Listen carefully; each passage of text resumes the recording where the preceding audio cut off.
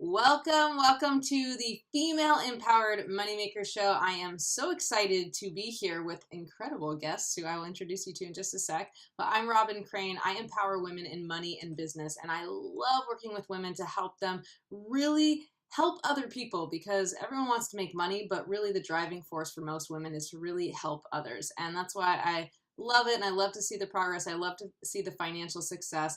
Because to me, when you make more money, that just means you're providing more value and helping more people.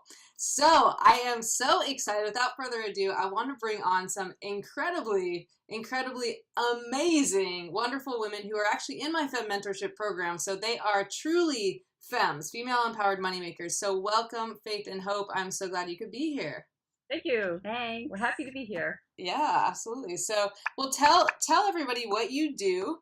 And you have some incredible news to share because you just got featured in some publications. So let's go right into the celebrations because I want to inspire other women to really get out there and so they can be seen, be visible, increase their expertise and authority. And you guys just did that. So why don't you share about that?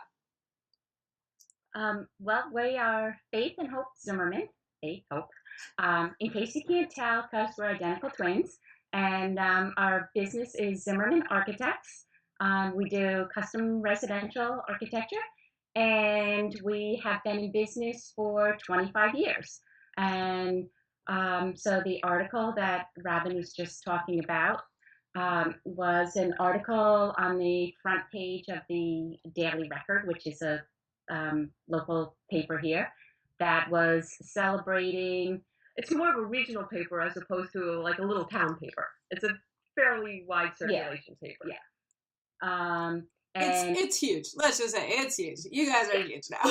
It was huge. So it was amazing. I want to back up a little, and I'm going to interrupt you because that's what I tend to do.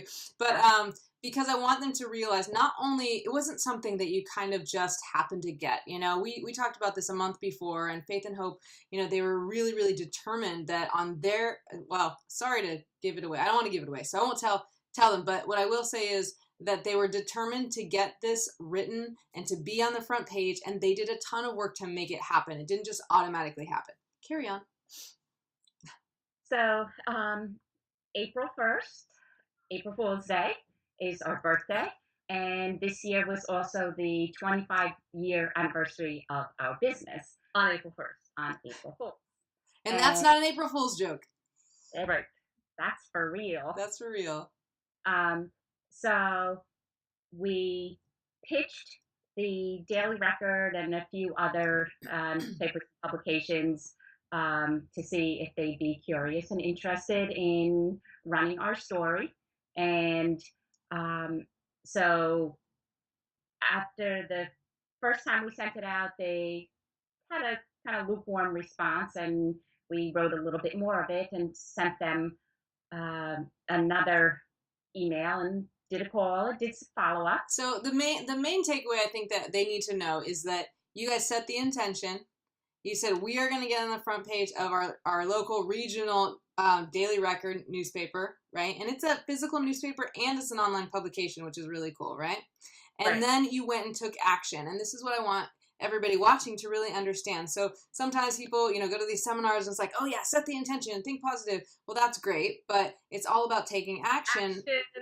Take action, and then if nothing happened or didn't happen all the way, you take action again. Take action again, and don't let no be an answer. Like, it's not really an option, and it's not like you're going to go banging on their door and forcing them to do it, but in a way you are. You keep putting yourself out there, putting yourself in front of them, and so it was just incredible. And I know you guys took a lot of action yourselves, but then you got a lot of help, and they're involved in my mentorship. So, and it wasn't just me, but I know one of the other femme ladies, who part of the community really supported you and helped you get it written so that they didn't have to do much. So this is a great takeaway for those of you listening, that if you want to get something written about you, the more work you do for them, the better, because this is what they did. They basically wrote it out, and it's incredible. Like I just read, you got another publication, so the second one. So the right? Daily Record actually came and interviewed us and photographed us, and they wrote a whole story.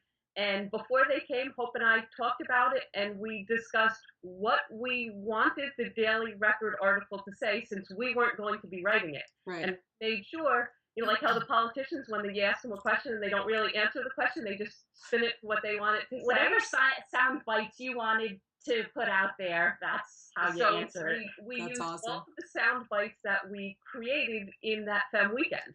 We had written up, one of our homework assignments was write up your sound bites. And so we did. So we referred back to that sheet right before the reporter came in, and we used most of those. And most of them are actually in that article. That's amazing. So let's fast forward. And this has been, some people might be listening on the recording and some people might be watching this in real time. But basically, it's been 4 days. So it's in 4 days. Right now it's April 5th. So, or it's April 6th. Okay. So 5 days. I can't add. I don't know the date. After it was published, we took it and put it on Facebook. We put it on our Zimmerman Architects page, and then each shared it, and other people shared it, and we had over 1,700 people saw that article on Facebook. Wow. Without us paying anything. Like, it wasn't a paid boost or anything. That was all just organic. Which is just an amazing number for just an organic post. That's amazing. And we had one person call us because they saw the article in the newspaper, in the published print, and then we had somebody else contact us because they saw it online. That's amazing. So 5 days. So a month before you set the intention, you started taking action. You wouldn't take no for an answer. You made it happen. You got 2 publications, 1,700 viewers, just that you know of on Facebook. Obviously, you have no idea how many people saw that article in their hands or online, all those things. And then already in 5 days, you've gotten 2 calls of people interested in working with you. So we got 1,700 views on the first one, which on Facebook, which we did was the daily. We did on April 1st. Mm-hmm. The Garden State Woman article, we put that on our Facebook page yesterday, and it's last we looked, it was at 998. So that's an additional 1,000 there. That's amazing. And I know when we started working together about a year ago, you had said that what you noticed in the past was that what really helped you ramp up your business was getting some exposure on media. So that was an intention that, had a while back, but you really made it happen. So that's awesome. So what else can you share that's really changed in your business over the last year or so, and that you really feel like that will be valuable for others to hear, that has been where you've been able to provide even more value to your clients, but also it's allowed you to make more money in less time? So one of the biggest things that we did was we were noticing that there was a gap, I would guess you would say, in the service that clients needed and the service that basically residential architects in general are providing. Mm-hmm. And we were included in that at that point. Absolutely. And so we looked at where I guess things kind of fell through the cracks for our clients and where they needed more service. And part of it is during the construction process, where most often after the drawings are done, it's handed over to the contractor, and boom, the client is off on their own. Now we provide service where we're much more hand-holding, basically concierge service, soup to nuts, just so that they don't have to stress over it. They can enjoy the process, and we handle the contact with the contractor and any issues that come up. And even our budget package that we now have still has a certain amount of involvement there, because the projects just are so much better, even if we have a little bit of involvement as opposed to the total hand-holding. So I love that. And I think really, again, for those of you listening out here, I think one of the biggest takeaways is to really know your client, to really understand their problems and their concerns. And as we say in our sales system, their frustrations, concerns, and challenges, the FCCs. And what I've really noticed about you two is that you've gotten deeper and deeper to understand the problems, and even reading what was the publication for the second one, the women's Garden State Woman. Garden State Woman. When I was reading that, I was like, wow, it was so beautiful, because you really hit on like, here are the challenges and here are the problems that we solve. And it just seemed so much more valuable for the client, because even though you added a service, and yes, like I help people make money, the end goal is that the client gets more. The client gets more value. The client gets, more, whether it's hand holding or more attention, or they get what they need to get the best results. So anyone out there, wouldn't you pay more to get something like 10 times or 100 times better, even if you had to, even if you have to pay a little bit more to do so? And that's why it's such a great win for both the client and the business owner, because that's why I help people empower women to make more money. And then sometimes I think women think like, oh, that means I'm gonna, gouge the client, or they're not gonna get as much, or I'm just gonna raise my prices. You don't just raise your prices, you add more value. Yeah. And before, we weren't giving them really an easy opportunity to hire us for those additional services. They would kind of have to come beg us for it. Mm-hmm. That's kind of how the industry works. And it would be kind of, as additional, like sort of after the project, it would be on an hourly basis, as opposed to boom, it's just part of the project. This is just but then also the other thing that we added was before the project starts, which there are some architects that do the construction part of it. The part that we added that was before the project gets full blown is doing some explorations, doing a design consultation, doing a feasibility study, and we don't know any other architects who are even providing that. And which, again, let me just translate this for everyone watching, is that for you, because they're talking specifics about what you do as architects, but what that means is to be willing to go out and do something different, to find the problems that your clients are having, to figure out how you can solve those problems, and then create something that doesn't exist, even if they're not doing it in your industry. I do this with financial advisors all the time, but like that, they're not doing it this way, and this is not the norm, and then you find a solution that works and it's better for your clients. And that's what you really did, is that you made it happen, you figured out what they needed, and now they're getting even more value, which is why they're willing to pay more. Right. And we knew that it was problems because this was things that had specifically happened on some of our projects. And it was like, you can't ever let that happen again. Right. Where somebody goes through all of this and they can't build it because they didn't have enough money or whatever. It's like, okay, we need to do, like, they didn't figure out before they got full blown architectural drawings whether or not the project was even feasible, whether they could afford it, just feasible. And then it was really a waste of money, which is one of the things that I read in the article. That's awesome. So what has changed for you? Because I know the audience doesn't know where you were a year ago and where you are now, but what has changed for you in your business and in your lives? Well, we've got more prospects lined up. Our sales funnel is filling more. We've also started an email campaign fairly recently, and we think that's going to help fill it even more. And again, with that, it's giving value to people where we're giving them design tips, and it's not just come hire us. So it's not what we need, it's what they need, so that people want to see it. And the more that you can give people something that's valuable to them, the more they will come to you for the services that you provide. And I think the most important thing about that is that many business owners talk about the ebb and flow, the highs and lows, the inconsistent income, and it's all about filling that funnel. And when we say funnel, what we're talking about is that you have leads coming in, you have a constant way to generate leads, and that, because people aren't always going to decide right now that they need it, especially when it comes to architecture and, renovating their home. So to have them constantly in your funnel so that they're getting value no matter where they are in that funnel, like where they are, how ready they are, that so that you can smooth out the income, and that your income will, it will still maybe, have a little bit of bumps. You have those amazing spikes when you have a huge month. That's okay. But that you're not going to have those months where you're really, down in the barrel, like just really scraping by going, oh, what do we do now? Because many people, what they do is they focus on leads. They go, lead generate. Okay, boom. Now I'm going to go out and lead generate. And then they get a client, and then they get another client. And they're like, hey, now I got to fulfill. Okay, I got to fulfill. Got to fulfill. What?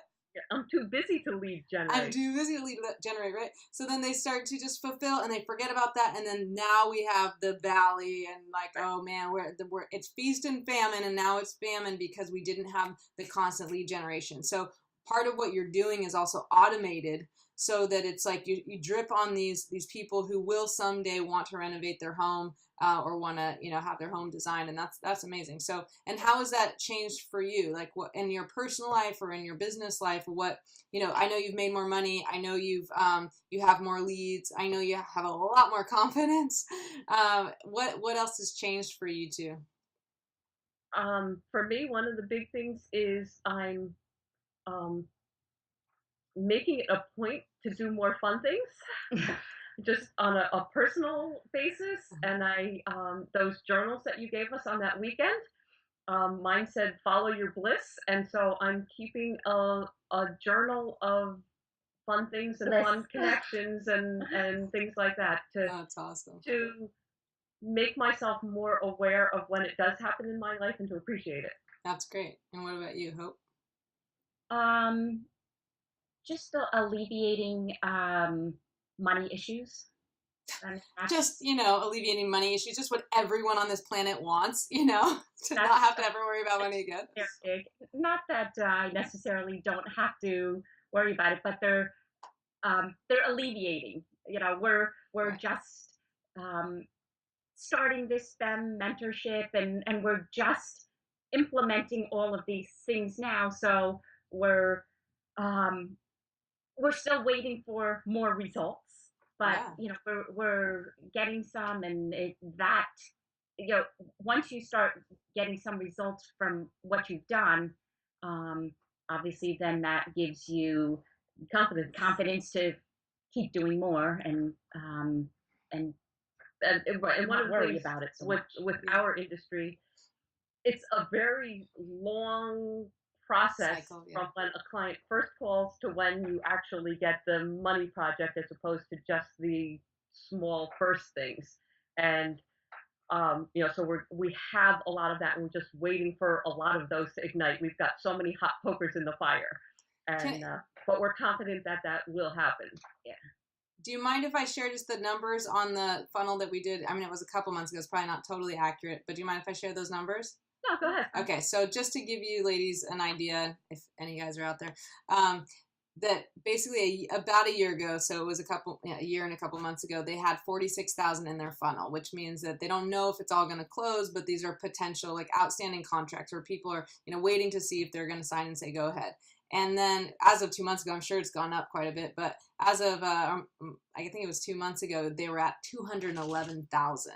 So so what you're saying is you've seen some financial results. We know you have, and I won't share all your numbers here, but we know it was pretty big, the financial results that they had. And then we know that just based on numbers and percentages that you'll close a very high portion of that. And so it's just a matter of when. And so we already know that you're on track to do much, much, much better this year. Do you have any idea of what like your projections are compared to last year? I know I didn't ask you that before.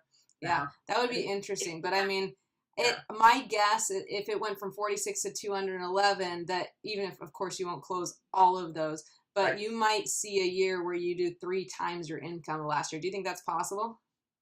Yeah, Yeah. I think so. Yeah. And we don't know yet, but things is, for us, I think besides being able to have more money in our funnel, is to be able to turn away clients who aren't really a good fit for us. Yeah. Where we know either that they're never going to be happy, or they're not going to appreciate what we did, or they want to do a project type that we're not really looking to do. We can refer them to someone else. And that's awesome. And that's huge, because so many people in business are complaining about not having enough time, and the reason they don't have enough time is because they're saying yes to the wrong people. Yeah. And if you can alleviate not just the money issues, but also the time issues that are, people are sucking up your time that aren't the right fit, and then they're like itty bitty jobs, and you have all your time now to focus on the clients who are really ready to act and get the right results, then it'll free up everything. So and for us too, even the itty bitty job isn't the issue. We're thrilled to do an itty bitty project for the right person. Right. Yeah. It's like That's we just awesome. don't work with jerks, you know. Yes. Yeah. No jerks allowed. It's sign on your door. Well, Yes. thank you so much for joining me, and thank you all for watching. Again, this is the Female Empowered Moneymaker Show. They're femmes, right? I'm a femme. And we love to help other women make more money and make a bigger difference. So thank you so much for joining me. You can find it's zimarch.com, correct? Zimarch, ZIMARCH.com. So close. Zimarch.com. Check them out if you're in New Jersey area. Do they have to be local? Not necessarily. Okay, check them out no matter what. Zimarch.com. Under construction in Salt Lake City right now. All right, Salt Lake City people out there, come knocking on their virtual door. So thank you so much for joining. My name is Robyn Crane. You can find me at robyncrane.com. For those of you who are still on this call here listening, and if you're listening to this in real time, I actually do have an event coming up. It's called Positioning Yourself for Profits. It's for women entrepreneurs only. These ladies have been there. It's an exceptional day, wasn't it? Oh, it was wonderful. It was really a turning point, I would say, for us. Just wow, this, we can make this work. It's amazing, and it's very, very transformational. So go to pyfpevent.com, and you can actually go there anytime because there'll be new dates coming up. So pyfpevent.com, it's a very small exclusive event for women entrepreneurs only, and I'd love to have you there. So let me know, keep us posted, and thank you so much for joining us.